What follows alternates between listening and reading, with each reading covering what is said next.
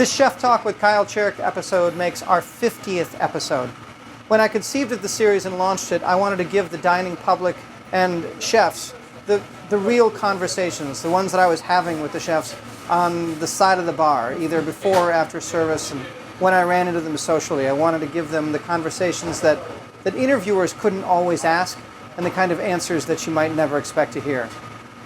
We're flattered that you have watched this mini-series. We're flattered that we've been able to produce it. We're grateful to our sponsors. We're grateful to the dining public for supporting us. And we are ever grateful for the chefs who have tuned into these, who have followed up with me, and who have said that, at least for them, we're giving something back.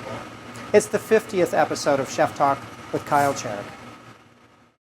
Chef Talk with Kyle Cherek is brought to you by the following presenting sponsors.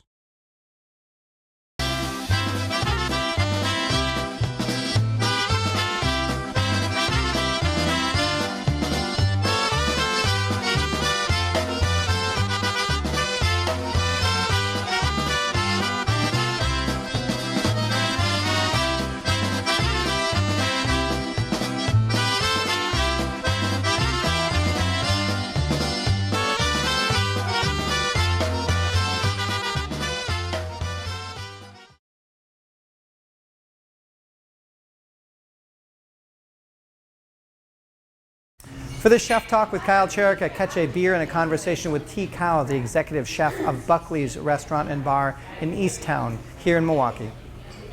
So you have hot water steaming and a cold beer.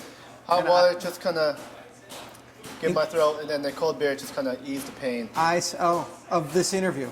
Nice. Thanks a ton, buddy. No, not at all. How important was it for you to leave the Midwest, leave Madison when you grew up, to go someplace else? I mean, it's like Campbell's hero's path. Like you gotta leave drastically, right? Right. And make yourself an outsider per se. Pretty much. I mean, the fact it was very important for me because I wanted to start over. Yeah. I wanted to start over. I sold everything. I sold all my computers. I was the computer guy for I don't know how many years. But then that's like I want to focus. I was serious. I was dedicated, and very ambitious to what I wanted to do, and I did that. When I was out there going to culinary school, and I worked at 3 different restaurants. How many? 3. Uh-huh. Yeah, the school plus 2 others during the week. So you slept like what? 3-4 hours a night, right? Right, and my class started at 6 in the morning. Yeah. But I was serious. I mean, this is what I wanted to do, what I wanted to go through, and to prove to myself and also to my family that how serious I am. It seems in the restaurant world with chefs, there's this funny balance where men and women think they're ready to be this, mm-hmm. but better chefs will say you're not ready yet. They won't see it. No. And then there are those that see it, and the actual person cooking doesn't see it in themselves yet, and oftentimes then they yank their butt up into this position. I was one of those persons. I thought when I graduated, the reason why I went to school was because all I wanted to do was own a coffee shop.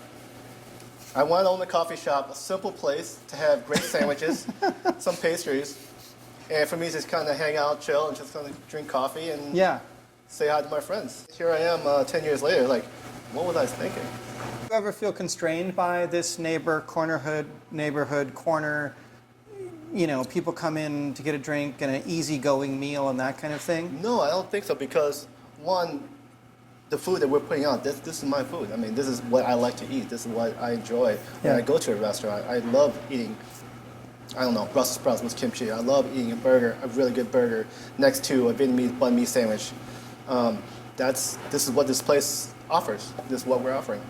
I think Milwaukee has been blowing up for the past 5 to 7 years now.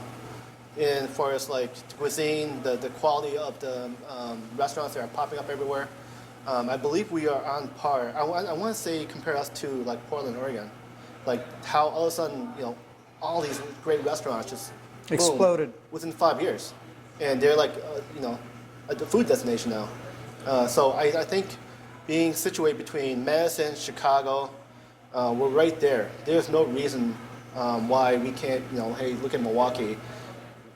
People are looking over the shoulders like, what is going on with Milwaukee? Yeah. What's going on there? So, there's a lot of young chefs coming up. There are a lot of young chefs pushing themselves. that's driving the food scene, and I'm happy to be a part of that scene. I'm glad to be a part of the scene. Party fillets. One is rare. Some filet, one rare. One chicken. Party style. 7 party salmon. 2 mushroom risotto